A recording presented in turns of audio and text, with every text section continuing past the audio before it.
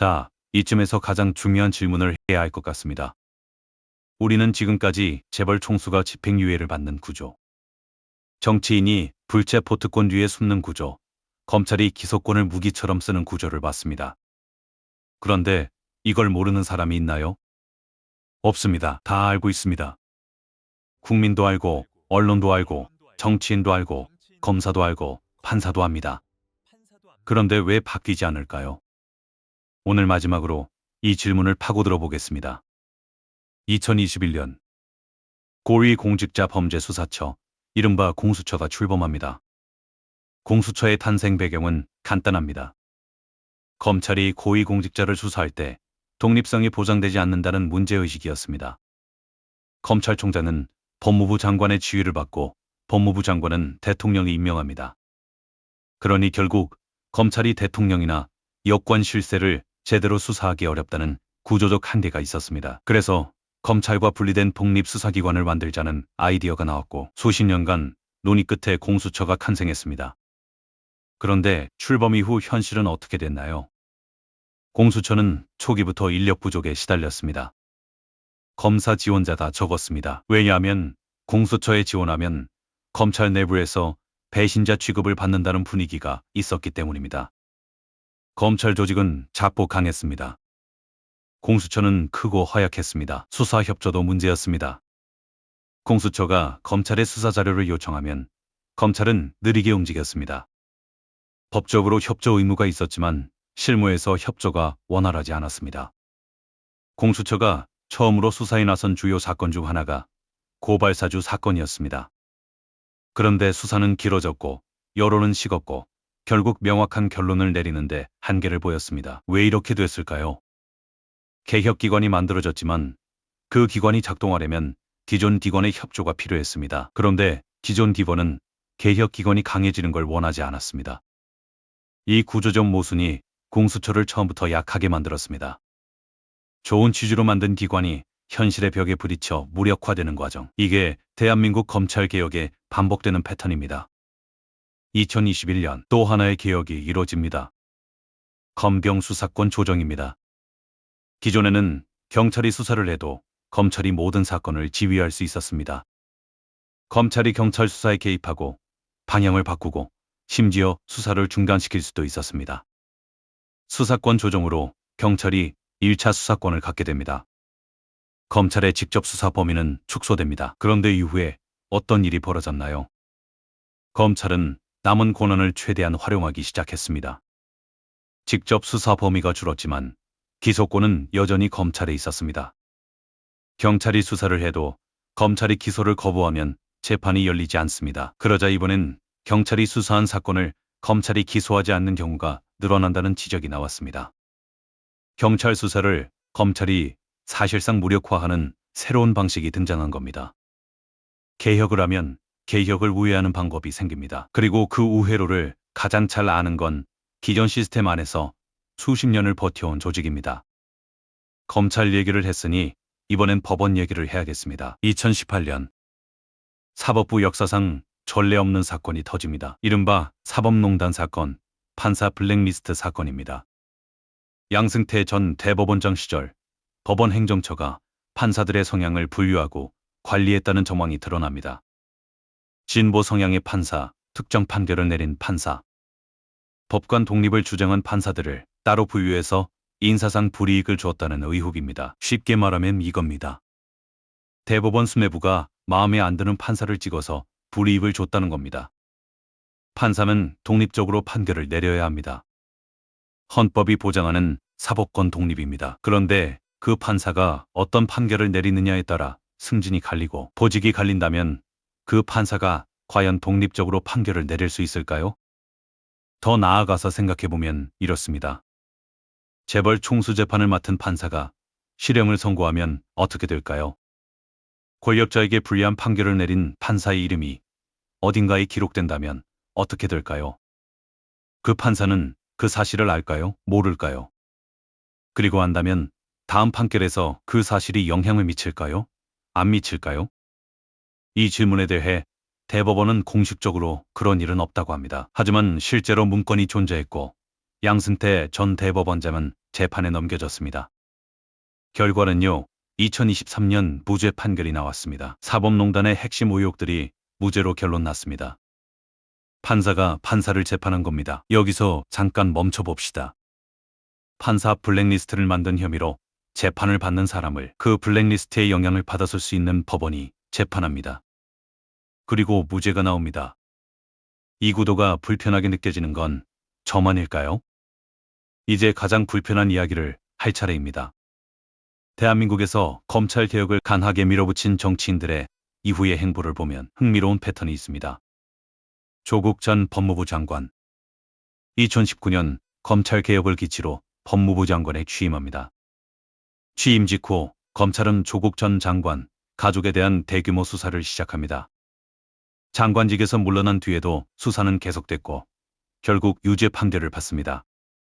유죄 판결이 났으니 잘못한 게 맞는 거 아니냐고요? 그럴 수도 있습니다. 판결은 판결입니다. 하지만 여기서 봐야 할 건 타이밍입니다. 검찰개혁을 선언한 장관이 취임하자마자 검찰 수사가 시작됩니다. 수사의 강도와 속도는 이례적이었습니다. 당시 언론 보도를 기억하시는 분들은 아실 겁니다. 하루가 멀다 하고 새로운 의혹이 쏟아졌습니다. 개혁을 막는 가장 효과적인 방법이 뭘까요? 개혁하려는 사람을 수사하는 겁니다. 개혁의 명분을 지운 뒤 개혁 자체를 무산시키는 겁니다. 그리고 그 수사를 할 수 있는 권한은 검찰에 있습니다. 이게 음모론일까요? 그렇게 볼 수도 있습니다. 하지만 이 패턴이 반복된다는 건 사실입니다. 그리고 패턴이 반복된다면 그건 우연이 아닐 가능성이 높습니다. 자, 여기서 근본적인 질문을 해야 합니다. 왜 정치권은 진짜 검찰 개혁을 하지 않을까요? 답은 생각보다 단순합니다. 집권하면 검찰이 필요합니다. 야당을 수사하는데 검찰이 필요합니다. 불편한 언론인을 압박하는데 검찰이 필요합니다. 자신에게 유리한 여론을 만드는데 검찰의 수사 결과가 필요합니다. 그러니 집권 여당은 검찰의 칼날을 자기 쪽으로 향하게 만들고 싶지, 그 칼 자체를 없애고 싶지 않습니다. 반대로 야당이 됐을 때는요, 그때는 검찰 개혁을 외칩니다. 검찰이 자기를 때리고 있으니까요. 하지만 다시 집권하면 개혁의 목소리는 조용해집니다. 진보 정권도 보수 정권도 이 패턴을 반복했습니다. 예외가 없습니다. 이걸 보면 하나의 결론이 나옵니다. 검찰 개혁은 야당일 때의 구호이고 집권하면 관리의 대상이 됩니다. 그러니 진짜 개혁은 일어나지 않습니다. 기소 독점주의 바꿀 수 없나요? 앞서 말씀드린 기소 독점주의, 즉 검찰만이 기소할 수 있는 구조, 이걸 바꾸는 건 불가능한 걸까요? 불가능하지 않습니다. 실제로 다른 나라들은 다른 방식을 씁니다. 미국은 대배심 제도가 있습니다. 일반 시민으로 구성된 배심원단이 기소 여부를 결정하는 데 참여합니다. 검사 혼자 기소를 결정하지 않습니다. 독일은 검찰의 기소 재량이 우리나라보다 훨씬 제한적입니다. 증거가 충분하면 원칙적으로 기소해야 합니다. 기소하지 않으려면 그 이유를 명확히 설명해야 합니다. 일본은 검찰 심사회라는 제도가 있습니다. 검찰이 불기소 처분을 내렸을 때 일반 시민으로 구성된 검찰 심사회가 그 결정을 재심사할 수 있습니다. 그리고 2번 기소 상당 결정이 나오면 강제 기소가 됩니다. 대한민국에도 검찰시민위원회라는 제도가 있습니다. 하지만 자문기구에 불과합니다. 검찰이 그 의견을 따를 의무가 없습니다. 제도는 있는데 이빨이 없습니다. 그리고 이빨을 달아줄 수 있는 사람들은 이빨 달기를 원하지 않습니다. 그렇다면 우리는 무엇을 할 수 있나요? 구조를 바꾸는 건 어렵습니다. 법을 바꾸려면 국회가 움직여야 하고, 국회가 움직이려면 정치인들이 자신에게 불리한 결정을 스스로 내려야 합니다. 역사적으로 권력자가 자신에게 불리한 제도를 자발적으로 만든 경우는 많지 않습니다. 그렇다면 변화는 어디서 오나요? 역사를 보면 두 가지입니다. 첫 번째는 여론입니다. 국민이 특정 문제를 계속 주목하고 그 주목이 선거에 영향을 미칠 때 정치인들은 움직입니다. 자발적으로가 아니라 움직이지 않으면 자리를 잃으니까요. 두 번째는 내부 고발자입니다. 스폰서 검사 사건도 사법농단 사건도 고발사주 사건도 처음에 불을 지핀 건 내부에서 나온 누군가였습니다. 시스템이 썩었다는 걸 알면서도 침묵하지 않은 사람들이 있었기에 우리가 그 실태를 알게 됐습니다. 그 사람들은 대가를 치렀습니다. 조직에서 밀려나고 수사를 받고 신뢰성을 공격당했습니다. 하지만 그들이 없었다면 우리는 아무것도 몰랐을 겁니다. 법은 평등하다. 그 문장 앞에서 오늘 우리는 꽤 많은 걸 봤습니다. 4만 3천 원의 실형을 받은 사람과 수백억을 횡령하고 집행유예를 받은 사람. 전반 네트워크와 특별 사면으로 완성되는 탈출 구조. 스폰서를 받은 검사, 6년 동안 잠든 수사, 정치적으로 활용된 기소권. 블랙리스트로 관리된 판사들, 개혁을 외치다 수사를 받은 정치인들, 집권하면 달라지는 개혁의 목소리. 이 모든 것에 공통점이 하나 있습니다. 피해는 언제나 힘없는 쪽이 입는다는 겁니다. 검찰이 누군가를 봐줬을 때 그 자리에 있어야 했을 정의의 빈자리는 힘없는 누군가가 채웁니다. 재벌 총수가 집행유예를 받을 때 비슷한 죄를 지은 일반 시민은 실형을 받습니다. 정치인이 불체포특권 뒤에 숨을 때 같은 혐의로 잡힌 일반 시민은 구속됩니다. 법이 불평등하게 작동하는 건 누군가에게만 이익이 되는 게 아닙니다. 반드시 반대편에서 손해를 보는 사람이 생깁니다. 그래서 다시 처음으로 돌아갑니다. 헌법 제11조.